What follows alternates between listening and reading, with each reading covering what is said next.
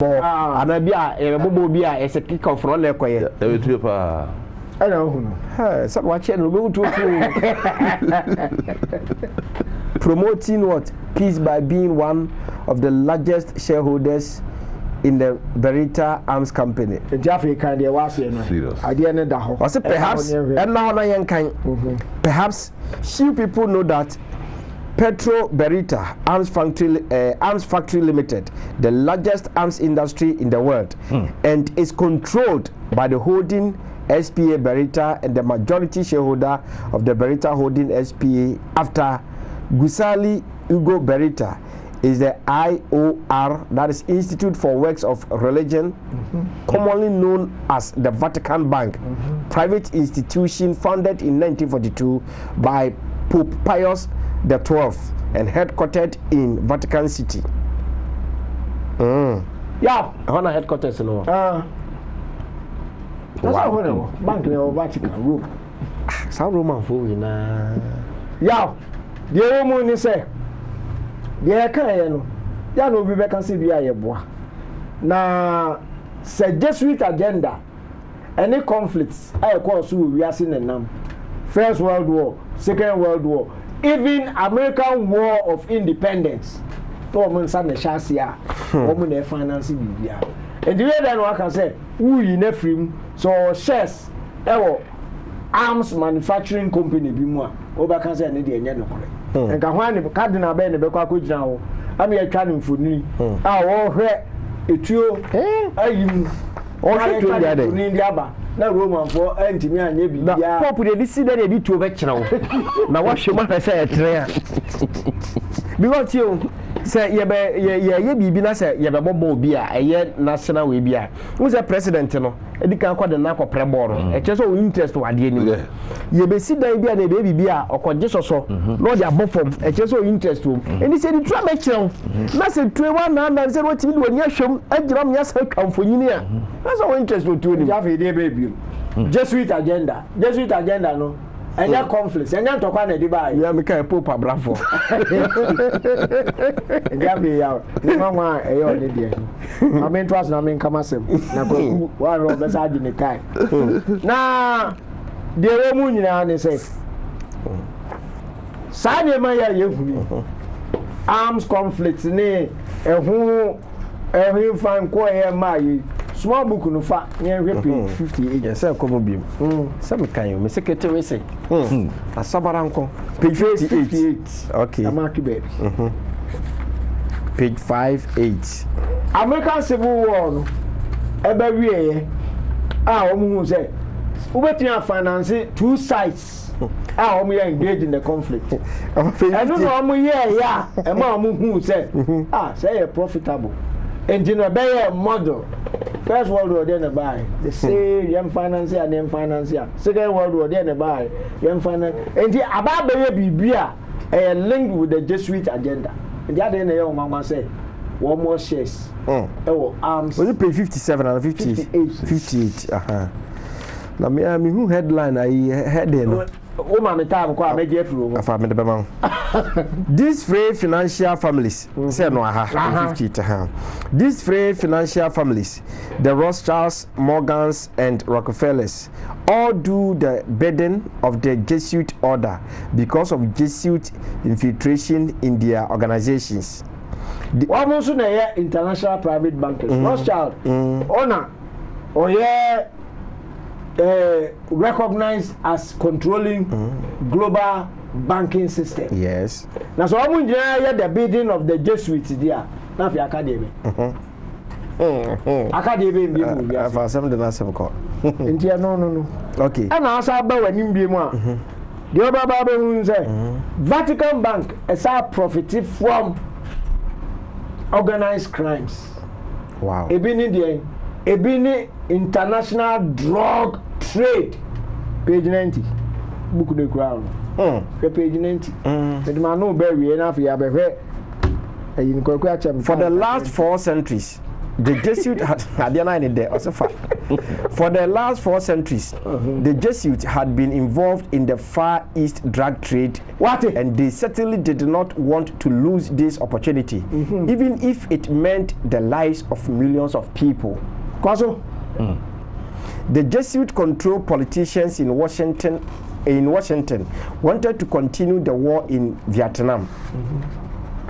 They wanted to create a Catholic power in Southeast Asia. They wanted to maintain their control of the international drug market that they had held for 400 years in the Far East. What? When President Kennedy stood in their way, he had to be removed. The Jesuits had John Kennedy assassinated. Just as they had Abraham Lincoln assassinated. Just before I do media drug. Now me can international drug say mama. Ye book ya that be the last pope. After the my John Paul odi kan no. Oba no oye na dwen say obeye investigation bi na wate say heroin sika bi eni na Vatican bank ho eno na de na wiye e bai eno obi a asem rodina no tu mu bia no afia o opportunity so de afia o ena je so kwan enu nie na kan wi a na afi what we are with the episode San Roman sorry no anete krachi verso na ka na ade ena ma hwehwem the kingdom when they establishes our kingdom no. Since the mysterious death of Pope John Paul I and the suspicious actions of his courier under the temporary command of Cardinal Villot, many Nostradamus scholars have attributed this prophecy to the 12 red cardinals who spoiled the first John Paul's semi-secret investigation into the infiltration of the mother church by the mafia and neo-fascist element of secret societies. The late Pope wanted to find out if the accusation was true that God's bank was being used as a safe haven for the laundering of heroin money at an annual rate of $600 million per year. Enti enu nti omo pepa no. Na pepa na fi. Omo apopo. Se o ye hwehwemu ahu se ade no ye bone na mo ya na papa no ya pepa no. Ya pepa o se. Mfifi mu sa ade. Oba ko no tum. Tra ho din na ka de ko. Na de bedi wai. Jordan se ska be gu botom ba bi efiri ba de enyo asem. The cases of corruption in the Vatican Bank and elsewhere would not be investigated. After the Pope's sudden and unexpected death, many of the perpetrators and the investigators into Vatican incorporation would die in what looked like an orgy of mafia murders to silence investigators of and witnesses to the crime. No, we man can't go actually. Me crime to asu bi mo fa. Na we na owura bi e friend biara personal. O ye say there be esa me hwehwe Roman for name into a truck of Vatican so pe old documents no ne niema omo aloko no app no o pe so true book Vatican for man. So on muni bia ko eastern countries. Awudie galo. Omo me ko hod ma menya bi. Enti a hod o call ya okonyinya documents no e na obetru book 738 page book. And the Revelation, and only the only video. Gerard Posner on the Vatican Bank. And no any video of the first and only video of the day. Yeah, Baba share the Gerard Posner on the Vatican Bank. Now this a Ghana Roman for. Yes. Almost so. Yeah, what about that? Almost making contribution to the Vatican Bank. Ghana Roman. Say they kobwa Roman for outreach program. Kaiman ko for answer for video. Ghanaian Times 26 May 1998 local news page 3. Ghanaian Catholics contribute 58.68 million Ghana cedis. We are $6 so. Better na dollar into Mrika or Ghana. Say facility more brabia. Koso. Menkai. Kai. The Ghanaian faithfuls have contributed 58.068 million cedis to help spread the Catholic faith everywhere this year. That is 1998 in Podono. Koso. Wow. Koso. Okay. As well this year, the contribution is lodged with the Catholic Common Fund in Rome. Eva. Ya logo ha, nya bank ben ya duko mu. Nya Vatican bank. Bank of God. Afi yen ko Di ni boni hu dwai. Some of them are coming, see, we are so now, lies and deception. You know, we are saying. You are going to first video. We shall make a message in F020042172. Now you can kind from a message Kakraba. Now you go first video. Them right bar. You become a message at the Abamu 2 Fadia Maya for 020042172. Gerard Posner on the Vatican Bank. You go ahead, side video. Nemra. Gerald, in terms of operations, the Vatican Bank, it seems like a cross between a central bank and an offshore bank. So can you tell us what exactly is the Vatican Bank? Yeah, Aaron, you're exactly right. It is a cross between the two, but if it has its true nature, its real heart and soul, is an offshore bank and just happens to be operating in the middle of a foreign capital. It's a bank created in the middle of World War II by the Vatican as a sovereign nation. And that's the thing I think that's so key. It's not just one of the world's biggest religions, but also happens to be a sovereign country. So when they created the bank in the middle of the war, they've run it for the past 70 years in the dark, total secrecy, except for the last few years when reform started, no one's able to see who has accounts there and what money's going through it. Now, you just mentioned it was created during World War II, but can you give myself and the viewers a brief history, quick history of the Vatican Bank? Yeah, I mean, this is the most amazing part to me when I started doing this work was here's a 2,000-year-old institution that really relied on raising donations. And for a long time, there were Pope kings. You know, the popes also had their own secular empire, and then they lost that in the late 1800s. They didn't get their sovereignty back until they got it from Benito Mussolini, the fascist dictator of Italy, when the Vatican, the Church, and the fascists struck an accord in 1929. And then all of a sudden, this 2,000-year-old institution in the middle of World War II in 1942 decides with the Pope and the guy who's running their finances to form this, as you called it, quasi-central bank called the Vatican Bank. And it is really formed to stay off the radar for British and American intelligence, who were trying their hardest to stop countries like the Vatican, sovereign little neutral countries, from dealing with the Nazis. The Vatican was able to keep doing business with the Germans through the entire war as a result of having that bank. And in subsequent decades, it became the primary bank for political slush funds, for Italy's conservative politicians, for the mafia using all types of funds, for illegal proceeds, and for money launderers, and for people dodging taxes. So it's just been an outlier bank that happens to be run by the Roman Catholic Church that's just sitting inside Vatican City. It only has one branch. That's the branch in Vatican City. It's nowhere else. It only has one person it answers to, the Pope. He's the single shareholder. It has no responsibility in its charter to turn a profit, and it doesn't make loans like a traditional bank. So it's an unusual amalgam. It's really fascinating. And, you know, I have to say, you just mentioned some of the ways, but how exactly did the Vatican Bank, it evolve from this rudimentary financial institution relying mostly on donations into an institution that now rivals Wall Street investment banks? Is it all nefarious money? Well, it's not all nefarious money. That's clear. I mean, a lot of the money in there, Vatican charities are the largest charities in the world. So billions of dollars a year go through those charities. Religious orders, priests, people working in Vatican City, they all had accounts at the Vatican Bank. Those were all legit. But one of the things that marked the Vatican Bank unique from the very beginning was it accepted physical deposits. That meant that at the end of World War II, the Croatian fugitives, the war criminals who had looted the Croatian National Bank and the Treasury of hundreds of millions of dollars of gold bars, they brought it to a priest who was running a seminary in Rome, and he brought it on trucks, some 10 truckloads, deposited into the Vatican Bank. That means that the doctor to Mussolini, when he had his own gold stash, some of it looted gold from World War II victims, wanted to deposit it, he put it into the Vatican Bank. And one of the great things it had going for it, Aaron, is that if you were in Italy, you were a wealthy Italian, you were a mobster, you were a money launderer, you're standing on a street corner. For those of you who know Vatican City, it doesn't have a wall around it. It's not separated from the rest of Rome. So if you're on this street corner, all you have to do is cross the street when the light turns green, and you cross from one country into another. You go from Rome and Italy into Vatican City. So if you can take a truck loaded with millions of dollars of cash and find a cleric inside the Vatican City who wants to deposit that money for you and take a commission for doing it, you just need to deposit that on that truck. It'll go into Vatican City, and once it gets into the Vatican Bank, poof, it disappears. It's in the black.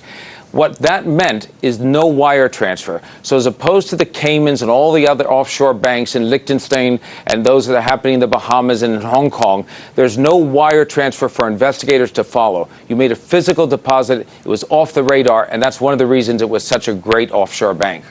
It's really fascinating stuff. And, you mentioned before the bank, it doesn't make any loans and it isn't for profit. So what exactly is its charter and or its purpose? Well, its charter and purpose is that it's only supposed to accept money that's going to go on to do good and holy deeds, essentially. It should be in the business of running charities, and that's where it got abused. I'll give you a perfect example. Italy's most prominent and powerful post-World War II politician, who many of your listeners know, Giulio Andreotti, died about a year ago. He was 7 times prime minister. What did he end up having? We now know he had an account inside the Vatican Bank called the Cardinal Spellman Foundation, named after the Cardinal in New York, who was one of the most powerful American cardinals. There was no Cardinal Spellman Foundation outside of the one in the Vatican Bank. It didn't exist anywhere in the world, but it was created as a charitable account inside the bank. It was run by a Monsignor who was a friend of Andreotti, and through that fund, Andreotti ran some $60 million that he paid off everything from his wife's Florentine jeweler to friends to political payoffs. So this is how the Vatican Bank has been misused over the years. Today, as we speak, on April the 1st, the Vatican just announced that it struck a deal with Italian authorities after many years to strike a tax-sharing information. The Italians have wanted this for a long time. The process is rolling out that eventually what has been an outlaw type of bank, an outlier bank in the middle of Rome, is getting corralled in a little bit by new rules. And we're seeing the reforms take place that may eventually turn it into an ordinary financial institution moving forward. Now, in your book, you talk about how the Vatican worked closely with German companies during World War II. So can you talk to me about the bundling of life insurance policies of Jewish refugees who had been sent to Auschwitz? This particular part of your story truly shocked me. It truly shocked me as well, because I came across it through building the story in the National Archives and documents in Romanian and Czechoslovakian and Polish archives as well about the companies that did business with the Vatican. For years, the rumor has been that the Vatican did business with the Third Reich, but nobody could prove it. The Vatican has always denied it. And when restitution lawsuits and claims were made in the 90s by victims, the Vatican participated in the conferences but never paid a penny, because it said time and again, Aaron, that it had nothing to do and it earned no profit. What I think this book does is, for the first time, it shows people how the Vatican did business with the Germans, primarily through investments in insurance companies, German insurers and Italian insurance companies. They held stakes in which they earned outsized profits, because in 1943 and 1944, companies like Allianz Insurance, Munich Reinsurance, Generali, the biggest Italian insurer, they sat around a table and they said, hey, we've got the life insurance policies of all these Jews who ended up at death camps. They've got a cash value to them. If we essentially cheat them now, we take them off the books, we take the cash value out, we'll increase our profits. They aren't coming back to claim them. And they did that, and their profits were enormous. After the war, when the victims' families showed up and said, by the way, my parent had a life insurance policy here, those same companies said, show us a death certificate, knowing that that was impossible. So can I prove to you, Aaron, that the Pope knew about what was happening in terms of the profits and the achievement of life insurance policies for Holocaust victims, or that the head of the bank did inside the Vatican? I can't, but I actually think that from my research, they didn't want to know. They just wanted to know enormous profits were flowing in. And one thing to remember is the Vatican bet both sides. They bet on the Americans by investing in American stocks and putting gold over here. They bet on the British by buying real estate in downtown and in central London that they still own to this day, that's very valuable. And they also invested in the Italians and Germans. We shouldn't be surprised. They were equal opportunity profiteers. And in the end, when they saw the war going against the Germans in '44, they started to cut their ties, hid the information, kept it inside the bank. I've called on Pope Francis to release the Church's World War II Vatican bank files. Only silence from the Vatican so far in that request. Such incredible stuff. Now, can you lay out some of the other examples, the ones that really stick out in your mind, of the blood money deals that the church has engaged in over the years? You've mentioned a couple already, but the ones that really just blow your socks off. Okay, the one that blow my socks off is not just that the church did blood money deals, but that the church also did, and through the Vatican Bank,